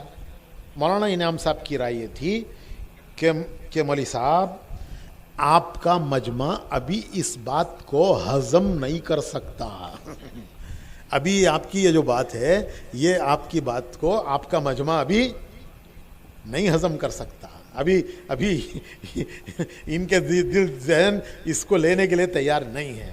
لیکن مولانا یوسف صاحب پر تقاضا تھا، انہوں نے 1 دن رکھا، 2 دن رکھا، تیسرے دن مولانا انعام صاحب نے مولانا یوسف صاحب سے فرمایا کہ دیکھیے آپ پر تقاضا ہے، یہ ہونا چاہیے، اور میری رائے نہیں ہے، میری رائے آپ چاہتے ہیں کہ ہو جائے، میری رائے آپ چاہتے ہیں کہ ہو جائے، تو ایسا کرتے ہیں کہ یہ رائے آپ نہ رکھیے، یہ رائے میں رکھوں گا، سب کو جمع کر کے یہ رائے آپ نہ رکھیے، یہ رائے میں رکھوں گا، حالانکہ خود ان کی رائے نہیں ہے۔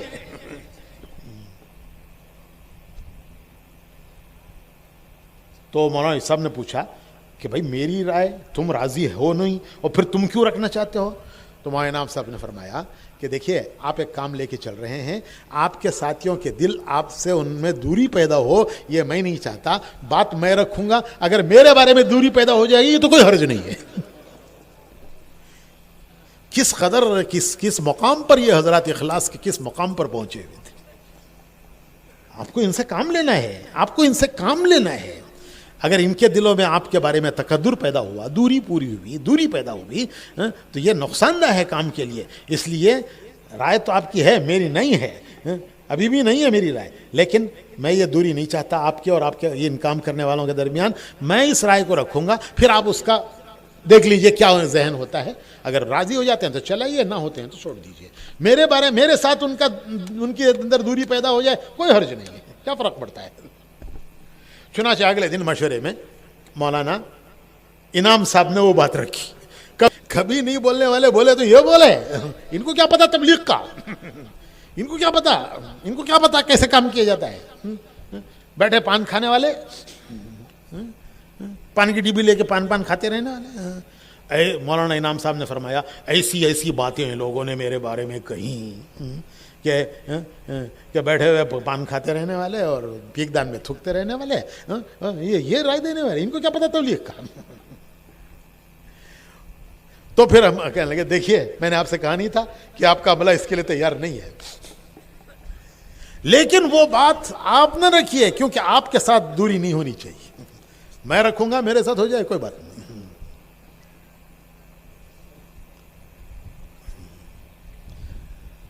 آخری رات، اگلے دن صبح مولانا یوسف صاحب رحمۃ اللہ علیہ کا انتقال ہو گیا۔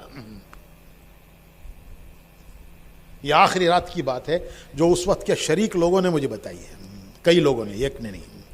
اگلے دن مولانا یوسف صاحب کا انتقال ہو گیا تو حضرت سفر میں تھے، لاہور میں انتقال ہوا۔ بھائی بشیر صاحب تھے، ان کے گھر میں قیام تھا، مرکز سے کے ساتھ گھر تھا وہ، تو وہاں یہ جو بڑے بڑے ہمارے اکابر تھے، اس وقت کے جو اکابر تھے، وہ سارے اکابر انہوں نے آپس سے مشورہ کیا. آپس میں مشورہ کر کے انہوں نے یہ کہا کہ مولانا یوسف صاحب پر کام کا لوڈ بہت پڑ رہا ہے، ان پر کام کا بوجھ بہت پڑ رہا ہے. روزانہ کبھی کبھی 12 گھنٹے 16 گھنٹے بولنے کی نوبت آئی ہے. تو اتنا بوجھ ان پر اب یہ کہیں پھٹ نہ جائیں، اتنا بوجھ پڑ رہا ہے کہیں پھٹ نہ جائیں. تو مولانا انعام صاحب مولانا الیاس صاحب کے زمانے کے ہیں، ساری باتیں ان کے سامنے ہیں، ان کے ساتھ 24 گھنٹے رہنے والے ہیں. تو ان سے کہا جائے کہ یہ بھی کچھ ذمہ داریاں لے لیں. چنانچہ ان سارے بزرگوں نے جو اس وقت کے بڑے تھے، انہوں نے مشورہ کر کے مولانا انعام صاحب کو بلایا اور بلا کے کہا کہ مولوی انعام صاحب، جو مولوی یوسف صاحب کا حال ہے وہ تو آپ دیکھ ہی رہے ہیں، آپ کے سامنے ہے. ہم نے آپ کو اس وقت تکلیف اس لیے دی ہے کہ ہم چاہتے ہیں کہ یہ جتنے کام مولانا یوسف صاحب کر رہے ہیں، ان میں کے کچھ کام مشورے سے آپ کے ذمہ کر دیے جائیں، تاکہ کچھ کام آپ لے لیں، ان کے اوپر کا بوجھ ہلکا ہو جائے، ورنہ یہ پھٹ جائیں گے. تو مولانا انعام صاحب رحمۃ اللہ علیہ بہت دیر تک ان کی ساری بات انہوں نے بہت دلیل کے ساتھ، میں تو مختصر کہہ رہا ہوں، ساری بات سمجھائی. تو مولانا انعام صاحب رحمۃ اللہ علیہ خاموشی سے سنتے رہے، اور جب ان کی بات پوری ہوئی تو ان کی آنکھوں میں آنسو آ گئے.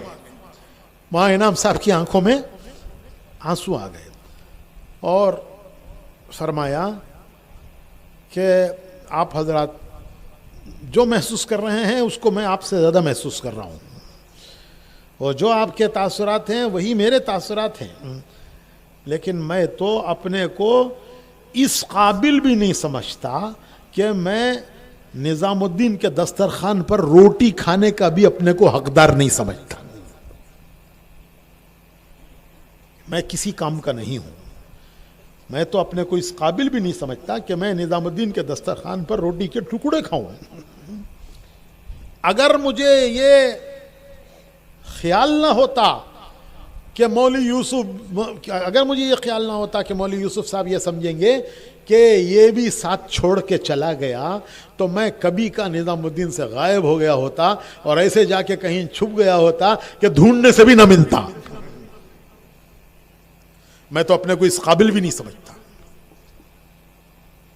لیکن بس اس خیال سے ان کے ساتھ لگا ہوا ہوں کہ ان کو کہیں یہ نہ ہو کہ یہ بھی آخر ساتھ چھوڑ کے چلا گیا، اس لیے میں ان کے ساتھ لگا ہوا ہوں، ورنہ میں روٹی کھانے کا بھی اپنے کو وہاں حقدار نہیں سمجھتا. اور اگلے ہی دن مولانا یوسف صاحب کا انتقال ہوا اور تیسرے دن یہ حضرت جی بنا دیے گئے. بنے نہیں، زبردستی بولو بھائی، بنے نہیں، زبردستی بنائے گئے. حضرت شیخ الحدیث نے اس وقت کے اہل اللہ و بزرگوں کے مشورے سے حضرت شیخ الحدیث نے طے کیا، ان پر ذمہ داری ڈالی، یہ بنے نہیں، ان کو ارے بولیے تو. حضرت شیخ نے بزرگوں کے مشورے سے طے کیا. ایک مرتبہ حضرت جی جایا کرتے تھے سہارنپور ہمیشہ. ایک مرتبہ سہارنپور گئے تو شیخ الحدیث نے، شروع کا زمانہ تھا، شیخ الحدیث نے پوچھا کہ مولوی انعام، ذرا جلدی بولتے تھے شیخ، مولوی انعام جلدی بولتے تھے، مولوی انعام تمہارے حضرت جی بننے سے کیا فرق پڑا؟ مولوی انعام حضرت جی بن گئے، تو کیا فرق پڑا تمہارے حضرت جی بننے سے؟ تو حضرت جی نے بہت سکون سے فرمایا کہ حضرت ہی کہتے تھے، استاد تھے، خسر بھی تھے. حضرت پہلے ہماری ایک رائے ہوتی تھی، اب ہماری کوئی رائے نہیں ہے، جو ساتھی کہتے ہیں وہ کر لیتے ہیں. پہلے ہماری ایک رائے ہوتی تھی، پوچھا نا کہ حضرت جی بن کے تمہارا کیا فرق کیا پڑا تمہارے اندر؟ اب ہماری کوئی رائے نہیں ہے، کوئی رائے نہیں ہے، جو ساتھی کہتے ہیں وہ کر لیتے ہیں.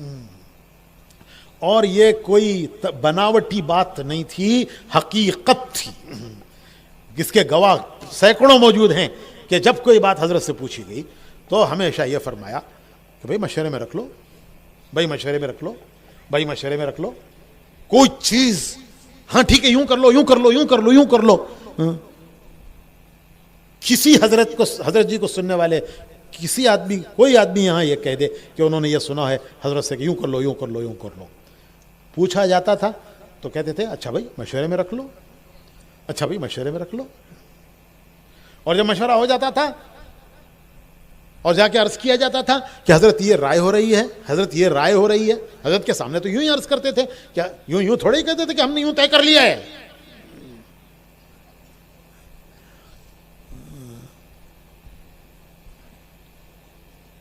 بھائی کتنا ادب سیکھا تھا، کتنا ادب سیکھا تھا. یہی تو تربیت ہوئی تھی اس راستے میں. دبانے کی نہیں، دبنے کی تربیت ہوئی تھی. دبانے کی تربیت نہیں، دبنے کی تربیت ہوئی تھی. منوانے کی نہیں، ماننے کی تربیت ہوئی تھی. تو میں کیا کہہ رہا تھا؟ ہاں حضرت کے سامنے عرض کرتے تھے کہ حضرت ساتھیوں نے یوں سوچا ہے، ساتھیوں کی یوں رائے ہے. تو اچھا بھائی تم سب کی رائے یہی ہے تو اللہ اس میں خیر فرمائے. یہ جواب ہوتا تھا حضرت کا، پیٹنٹ جواب. سینکڑوں موجود ہیں یہاں اس کی گواہی دینے والے. کہ کبھی پوچھا جاتا تھا کہ حضرت یہ بات فرماتے تھے مشورے میں رکھو. اب مشورے میں رکھا، مذاکرہ ہوا اور اس کے بعد حضرت کے سامنے پیش کرتے تھے کہ حضرت ساتھیوں کی یہ رائے ہے، یہ سوچا ہے. تو ہمیشہ جواب یہ ہوتا تھا اچھا بھائی تم سب کی رائے ہے تو اللہ اس میں خیر فرمائے، اللہ اس میں برکت فرمائے، اللہ اسے قبول فرمائے. تو اس لیے بھائی شورا کی ضرورت پیش نہیں آئی، کیونکہ سب کچھ ہوتے ہوئے بھی انہوں نے اپنے آپ کو، کچھ سمجھ میں آ رہا ہے بھائی نہیں آ رہا پتہ نہیں، سب کچھ ہوتے ہوئے بھی انہوں نے اپنے آپ کو تابع کیا ہوا تھا. پھر آخر دور میں مولانا حضرت جی رحمت اللہ علیہ نے 10 کی شورا بنائی. ایک ایک کر کے ان میں سے انتقال ہوتے گئے. تو اس وقت کیوں نہیں یاد دلایا؟ اس وقت کیوں نہیں یاد دلایا؟ میرے بھائیو میں نے خود اپنے کانوں سے سنا ہے، مولانا ابراہیم صاحب نے خود کئی مرتبہ میرے سامنے کہا ہے مشورے میں کہ بھائی آپ اپنی باڈی تو مکمل کرو. مولانا باڈی کا ہی لفظ استعمال کیا تھا، حالانکہ مولانا انگریزی دان نہیں ہے لیکن وہ لفظ وہی استعمال کیا تھا کہ آپ کی باڈی ختم ہو گئی، آپ اپنی باڈی تو بناؤ.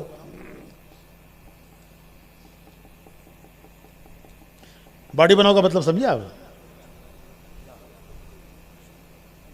کہ آپ اپنی جماعت مکمل کرو، آپ اپنی جماعت مکمل کرو.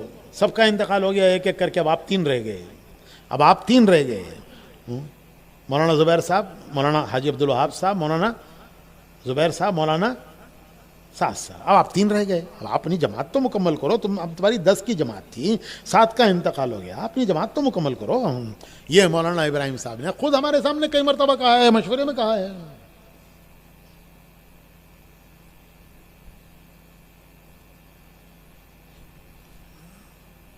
آپ کی جماعت مکمل کرو.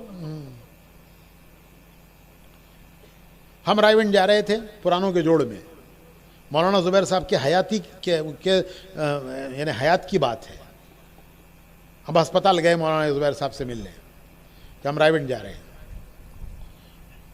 اور اس وقت میں نے عرض کیا کہ میں حاجی صاحب سے عرض کرنا چاہتا ہوں کہ شورا کی تکمیل ہونی چاہیے. اور حاجی صاحب ظاہر ہے کہ وہ پوچھیں گے کہ آپ کی کیا رائے ہے. میں نے مولانا زبیر صاحب سے کہا آپ کی کیا رائے ہے؟ تو آپ اپنی رائے بتا دیجئے، میں آپ کی رائے بھی عرض کر دوں گا حاجی صاحب سے.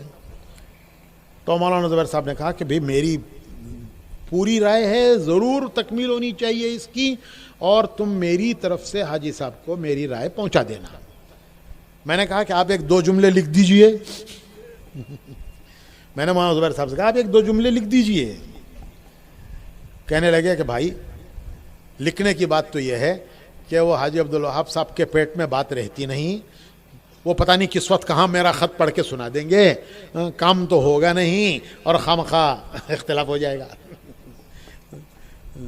ان کے پیٹ میں بات رہتی نہیں، وہ کہیں ممبر پہ بیٹھ کے رائیونٹ میں خط پڑھ دیں گے میرا، اور کام تو ہوگا نہیں اور چیز رہ جائے گی. یہ مولانا زبیر صاحب کے الفاظ تھے.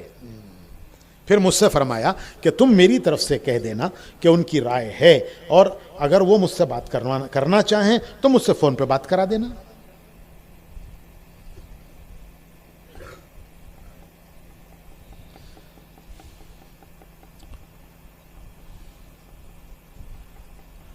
اور آخری مرتبہ یہ جو شورا بنی ہے 10 کی، اس کے بنانے کے لیے جب سب ذمہ دار رائیونٹ میں جمع ہوئے، رائیونٹ میں جمع ہو کر کے کہ بھئی یہ شورا بننی چاہیے، اور اس میں کچھ تھوڑا سا شور شرابہ بھی ہو گیا، جو ہم نے کبھی زندگی میں نہیں دیکھا تھا وہ سب دیکھا سنا. تو ذرا نامناسب سی ایک مجلس جیسی ہونی چاہیے ہمارے کام کے وقار کے اعتبار سے، تو اس میں کچھ نامناسب ہو گئی. تو آخر میں میں نے ہی عرض کیا تھا، شاید میری آواز موجود بھی ہو اس میں نے عرض کیا تھا کہ اس ساری مجلس کی کوئی ضرورت نہیں ہے، اس مشورے کی کوئی ضرورت نہیں ہے، آپ 2 ذمہ دار ہیں. میں نے یہی عرض کیا تھا، شاید میری بات موجود بھی ہو. آپ 2 ذمہ دار ہیں. میں نے کہا تھا کہ حاجی صاحب آپ اور مولانا سعد صاحب آپ 2 ذمہ دار ہیں، یہ ذمہ داری آپ دونوں پر ہے. آپ دونوں بیٹھ جائیے اور آپ دونوں شورا بنائیے. ہماری رائے کی بھی ضرورت نہیں ہے اور نہ ہمیں جمع کرنے کی کوئی ضرورت ہے. آپ دونوں بیٹھ کر، آپ دونوں ذمہ دار ہیں، حاجی صاحب آپ مولانا صاحب آپ دونوں ذمہ دار ہیں. آپ دونوں بیٹھ جائیے اور آپ دونوں بیٹھ کر آپ شورا تجویز کر دیجئے. جو آپ تجویز کریں گے وہ ہم سر جھکا کے مانیں گے. جس کو بھی آپ تجویز کر دیں گے ہم اس کے آگے ہم اطاعت کے لیے تیار ہیں، سر جھکانے کے لیے تیار ہیں. ہماری رائے کی بھی کوئی ضرورت نہیں.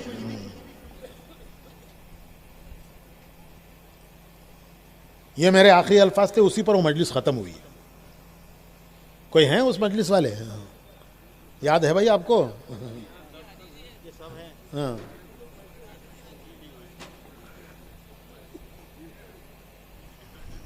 خیر اس کے بعد بات ختم ہو گئی.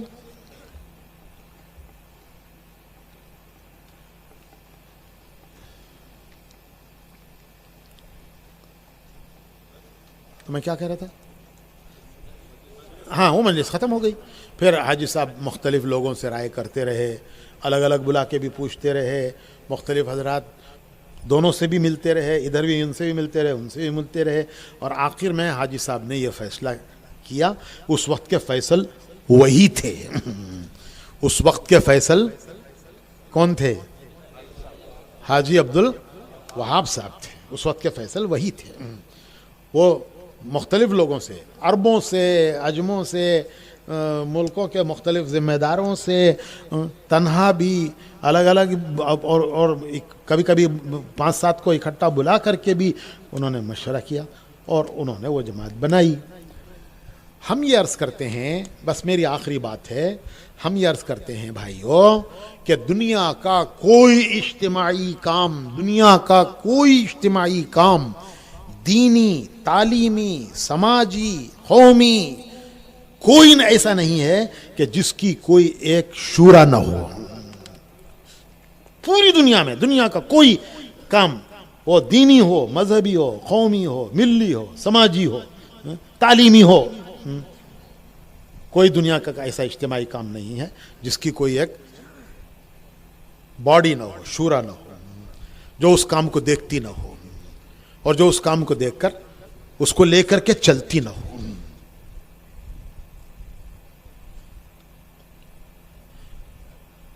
ایک چھوٹا سے چھوٹا مدرسہ ہوتا ہے، اس کا محتمم کوئی ہو لیکن اس کی ایک شورا ہوتی ہے.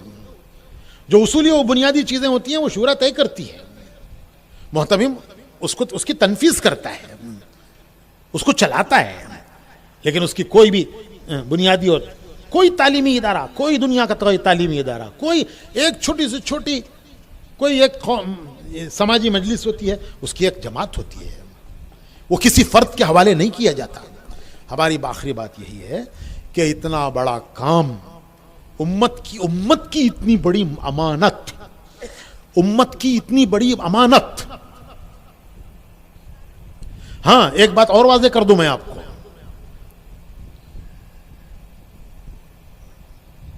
ایک ضابطے کی شورا ہے اور ایک حقیقی شورا ہے. ضابطے کی شورا، حقیقی شورا. ضابطے کی شورا اب میں کیسے بتاؤں آپ کو،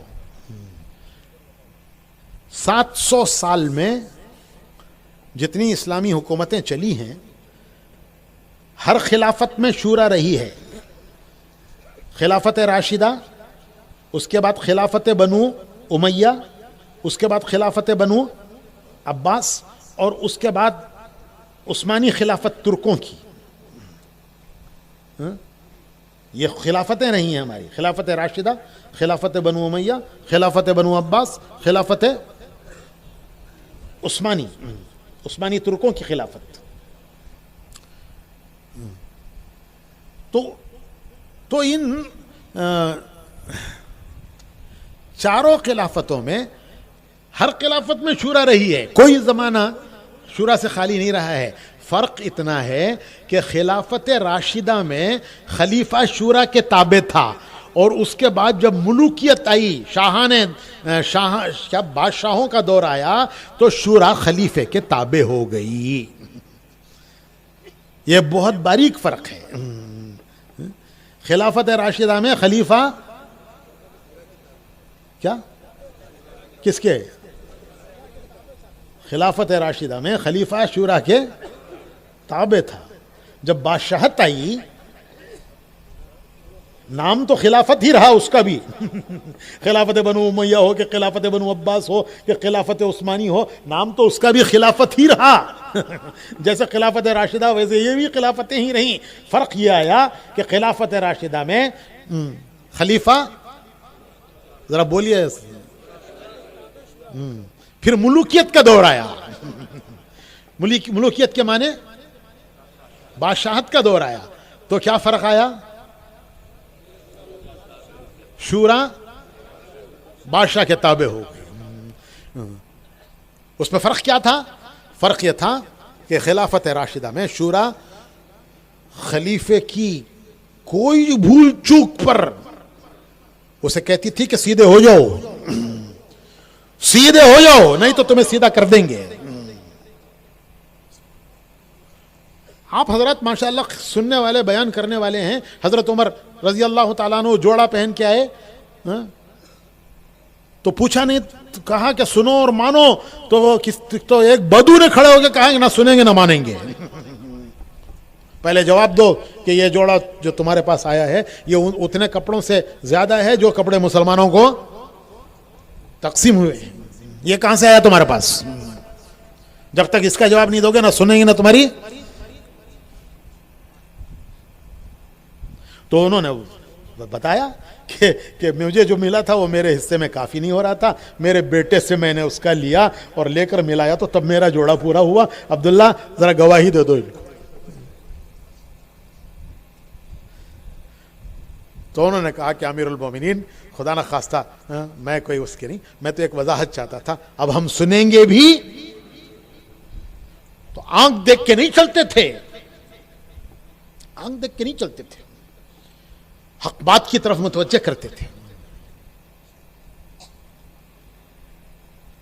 یہ شورا کا یہ مقام تھا. جب بادشاہت کا زمانہ آیا تو شورا تھی، لیکن شورا کی حیثیت یہ تھی کہ کون سی بات کہوں گا تو بادشاہ خوش ہوگا، وہ کہوں جس سے بادشاہ خوش ہو جائے، میرا پروموشن ہو جائے، میرا پروموشن ہو جائے، میرا بیان ہونے لگ جائے، میرا ملکوں کا سفر ہونے لگ جائے.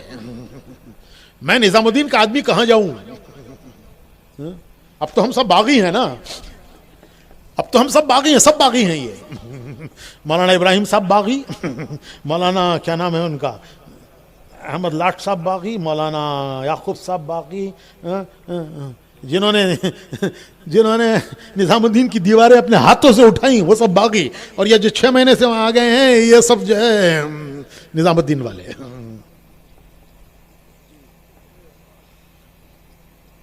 تو شورا خلافت راشدہ میں خلیفہ بولو بھائی تابع، اور جب بادشاہت آئی تو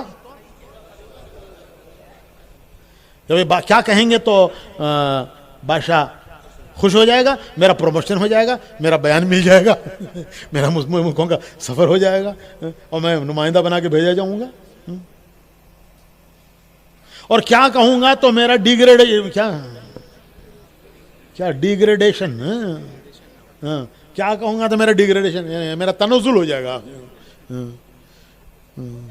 ڈیموشن ہے کیا وہ بلکہ میں نے تو علماء بتائیں گے کہ میں نے تو یہاں تک سنا ہے کہ بعض خلفاء کے یہاں لوگ حدیثیں گھڑ کے پیش کرتے تھے بادشاہ کو راضی کرنے کے لیے، خوش کرنے کے لیے، جو وہ چاہتے تھے اس کے مطابق، تاکہ میں دربار میں پروموشن ہو جائے میرا.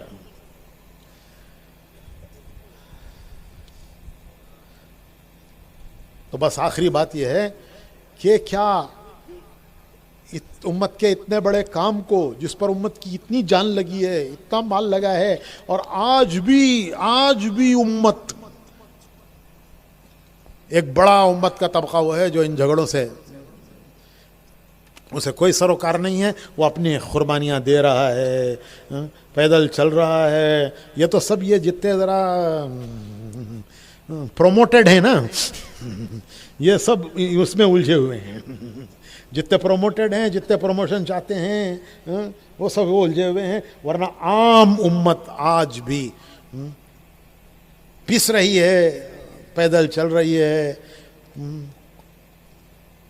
مشقتیں اٹھا رہی ہے، قربانیاں دے رہی ہے، اپنی حاجتوں ضرورتوں تک کو کاٹ کر قربان کر کے، خواہشوں کی بات تو بہت دور کی ہے، حاجتوں ضرورتوں تک کو قربان کر کے وہ اللہ کے دین کے لیے اپنی جان مال لگا کے قربانیاں دے رہی ہے. سارے عالم کی اس امت کے اتنے بڑے کام کو کیا ایک فرد کے حوالے کر دیا جائے؟ کر دیا جائے تو کرو بھائی، ہمارا کیا جاتا ہے، کوئی ہمارے باپ کی کوئی جاگیر لوٹنے والی تھوڑی ہے. یہ جو جتنے بیٹھے ہیں ہمارے جتنے بزرگ ہیں، ان کی کوئی جائیداد لوٹنے والی تھوڑی ہے کہ اتنے بڑے امت کے کام کو. یہ تو حضرت مولانا انعام الحسن صاحب رحمۃ اللہ علیہ نے اس کو محسوس کر لیا تھا کہ اب اس وقت ایک جماعت کی ضرورت ہے، جو جماعت اس کام کو لے کے چلے، ان کی نگرانی میں کام چلے، اور اس کو مولانا الیاس صاحب رحمۃ اللہ علیہ نے صراحتاً اپنے ملفوظ میں فرما دیا. تو اب سوال یہی ہے، بس آخری یہی بات ہے کہ کیا اتنے بڑے کام کو ایک آدمی کے حوالے کر دیا جائے کہ وہ جس طرح چاہے اسے لے کے چلے؟ وہ کس اطاعت کرو، ٹھیک ہے بھائی، ارے آپ بھی تو کسی کی اطاعت کرو، اطاعت کرو. ارے کون کہتا ہے نہیں کریں گے؟ ارے 50 سال اطاعت ہی کی ہے، اطاعت ہی کی ہے. کیا اب اطاعت سے انحراف کرنے کے لیے آئے ہوئے ہیں؟ اطاعت کی ہے، انہوں نے مشورے کی اطاعت کی ہے، ہم نے ان کی اطاعت کی، تینوں حضرت جی. ہم کہتے ہیں کیا آپ مشورے کی اطاعت کرو، امت آپ کی اطاعت کرے گی. آپ تو کہے گا جو میرے جی میں آئے گا میں کروں گا، اور تم سب میری اطاعت کرو، ہم اس کے لیے تیار نہیں.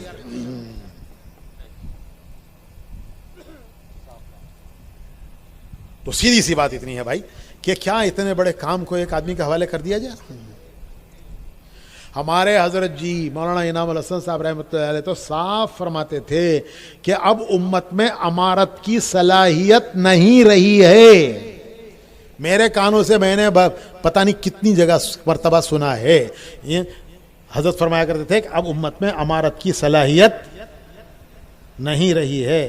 امارت ایک ذمہ داری تھی، آج امت امارت کو ایک عہدہ سمجھ رہی ہے. امارت ایک ذمہ داری تھی، اللہ کے ہاں جواب دہی تھی، ذمہ داری کو آج ایک عہدہ سمجھا جا رہا ہے. تو حضرت نے جہاں بھی شورا کے 4 آدمی تھے، 2 معذور ہو گئے، دو انتقال کر گئے، ایک معذور ہو گیا، مسئلہ آیا، حضرت نے فرمایا بھائی ایک مشورے کی جماعت بنا لو، سارے ہندوستان میں نہیں، ساری دنیا کے ملکوں میں. اب دنیا میں کہیں امیر نہیں ہے، کسی ملک میں امیر نہیں ہے. حضرت کے زمانے ہی سے جہاں جہاں امیر تھے، انتقال ہو گیا امیر کا، تو حضرت نے فرمایا بھائی شورا بنا دو. جہاں امیر معذور ہو گئے، حضرت نے فرمایا بھائی شورا بنا دو. جہاں شورا تھی 5 آدمی تھے، 2 آدمی انتقال کر گئے، 2 آدمی جو ہے معذور ہو گئے، 1 آدمی معذور ہو گیا، 2 رہ گئے. حضرت نے فرمایا بھائی ان کی شورا کی تکمیل کر دو. یہ حضرت کے زمانے سے چلا.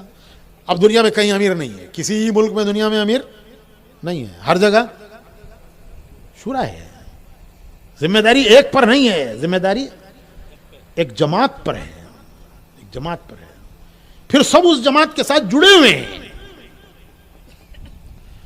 تو سیدھی سی بات بھائی ہماری یہی ہے، ہم یہ کہتے ہیں ارے بھائی آپ کو جو شورا بنی ہے، میں معذرت کے ساتھ، اور یہ سب بڑے ہمارے بیٹھے ہیں، مجھے نہیں کہنا چاہیے یہ بات، مجھے یہ نہیں کہنا چاہیے، لیکن میں معذرت کے ساتھ یہ کہتا ہوں کہ بھائی جو شورا بنی ہے 10 کی، کتنے ہیں وہ 13 کی، میں مولانا سعد صاحب سے عرض کرتا ہوں کہ آپ کو ان میں سے کوئی نام پسند نہیں ہے، آپ کہیے کہ ان 2 کو اس میں سے ہٹا دو، میں شورا ماننے کے لیے تیار ہوں.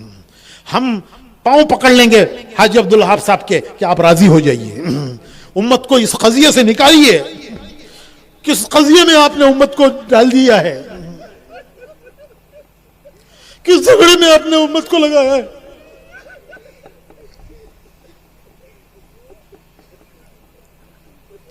ہمارے بزرگوں کی روحیں تڑپتی ہوں گی،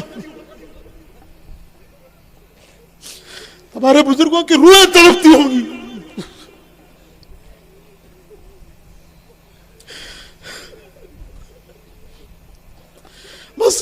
مسجد میں اختلاف. ہمارے ساتھی ہم سے کہتے ہیں کہ پہلے محبین مخالفت کرتے تھے، اب ہمارے مخالفت کر رہے ہیں. جو محبین نے نہیں کیا وہ آج ہمارے کر رہے ہیں. ہم نے محبین کو سمجھا لیا، لیکن ان کو کیسے سمجھائیں؟ ہمارے بزرگوں کی روحیں تڑپتی ہوں گی. کس جھگڑے میں ڈالا ہے آپ نے امت کو؟ کس قضیے میں آپ نے ڈالا ہے؟ آپ نے ڈالا ہے.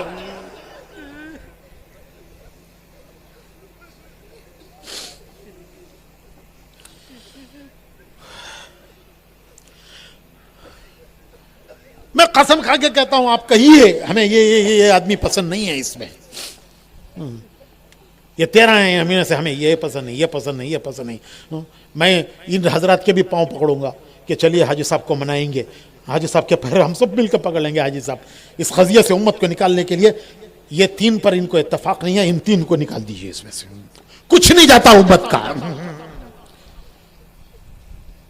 اور وہ مزید یہ 2-3 چاہتے ہیں، آپ ان کا اضافہ کر دیجئے، آپ کر دیجئے، اللہ کے لیے کر دیجئے، امت کو اس قضیے سے ہٹائیے، نکالیے.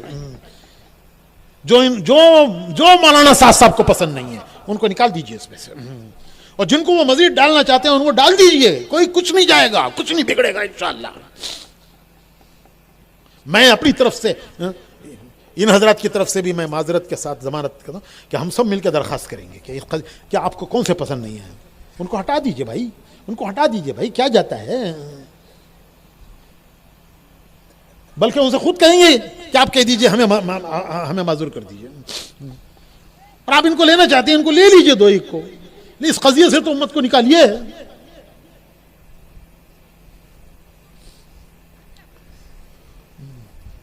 ورنہ یہ سجادہ نشینی بنے گی، ہندوستان کی درگاہوں میں ایک درگاہ کا اور اضافہ ہو جائے گا.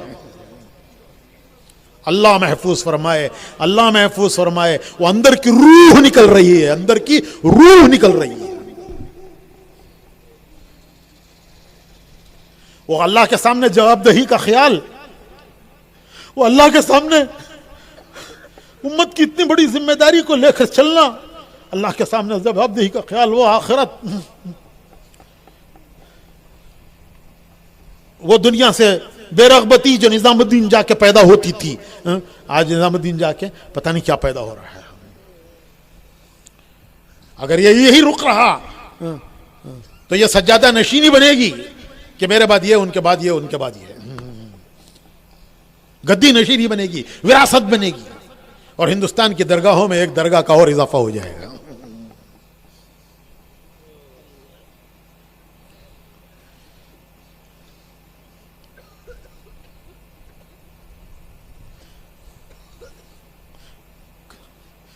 کاش کسی طرح ان تک ہماری آواز پہنچ جائے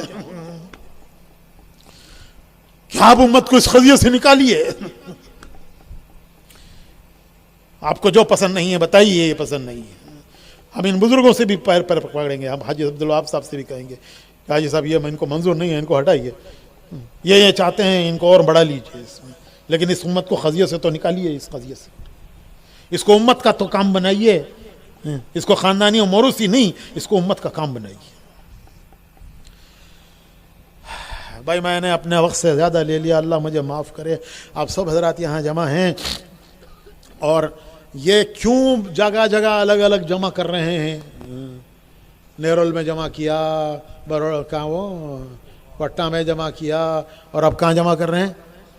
بھساول میں جمع کر رہے ہیں۔ یہ سارے مشورے تو نظام الدین میں ہونے چاہیے تھے۔ جو کچھ نیرول میں ہوا، پٹنہ میں ہوا، جو بھساول میں ہو رہا ہے، یہ سب نظام الدین میں ہونا چاہیے تھا، لیکن نظام الدین کی فضا اس وقت ایسی بنی ہوئی ہے کہ ہم وہاں یہ نہیں کر سکتے، یہ ہم وہاں نہیں کر سکتے۔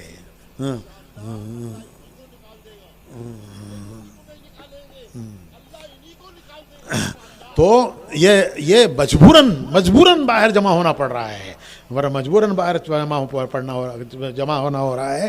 میرے بھائی میں ان سے پوچھتا ہوں کہ جو 2-4 مرتبہ 2 مہینے لگا کے ان کو اتنی وہاں سے ایک نسبت پیدا ہو جاتی ہے، تو جن کے 50 سال جن کی جوانیاں وہاں ڈھلی ہیں، ان کو کتنی نسبت ہوگی وہاں سے؟ میں ہمارے علماء سے کہتا ہوں کہ آپ ایک مدرسے میں پڑھتے ہیں، 5 سال وہاں پڑھتے ہیں، آپ کو اس مدرسے کے دن رات یاد آتے ہیں، آپ کو اس مدرسے کے کمرے یاد آتے ہیں، وہاں کی درسگاہیں یاد آتی ہیں۔ تو جنہوں نے 50 سال نظام الدین میں گزار دیے، ان کو نظام الدین یاد نہیں آتا، ان کے دلوں میں کوئی ہالو بلاک پتھر ہے، اینٹ ہے۔ تمہارے ہی دلوں میں دل ہے، سینوں میں دل ہے۔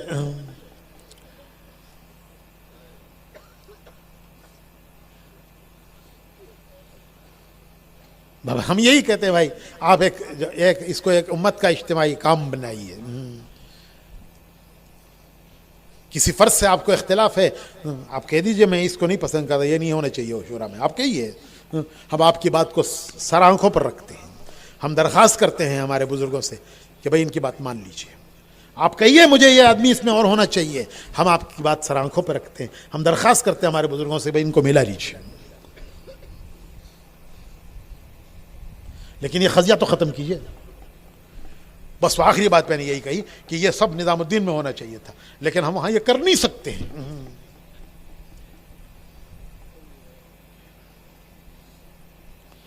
وہاں کا ماحول بھی کچھ ایسا بنا ہے، کچھ افراد بھی ایسے نے وہاں گیا، یہ 2-4 دن جانے والوں کو کچھ پتہ نہیں چلتا، وہ تو اوپر سے دیکھ کے آ جاتے ہیں۔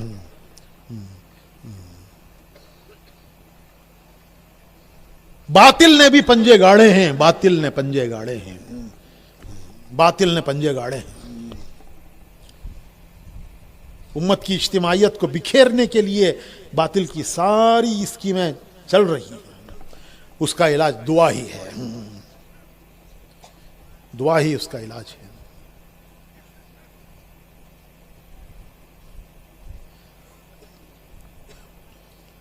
بس دیر ہو گئی، معاف کیجیے بھائی، دیر ہو گئی مجھے۔ اب کیا کہنا ہے؟ 2:30 کر لیں، ہاں 2:30 کر لیجیے۔ ایک ہی دن فارغ کیا ہے، اپنی ضرورتوں کو سلوٹوں میں نمٹ لیں، مختصر وقت میں کھانا ہے، ضروریات سے فارغ ہو جائیں۔ ظہر کی اذان انشاءاللہ 2 بجے ہوگی، نماز 2:30 بجے ہوگی، اور علماء کرام جو اس مجلس میں وہ توجہ سے سن لیں، دفتر تحقیقات جو ہے وہاں سے ان کی جوڑ میں روانگی کا 2 منٹ بیٹھ انتظام جائیے، ہے۔ ایک بات اور کہنی ہے ان کو۔ علماء کرام کو وہیں کھانے کی دعوت ہے، ان کو وہیں کھانا کھانا ہے، اور وہاں ظہر بعد نشستوں کی وہاں 1:30 اور 2 کی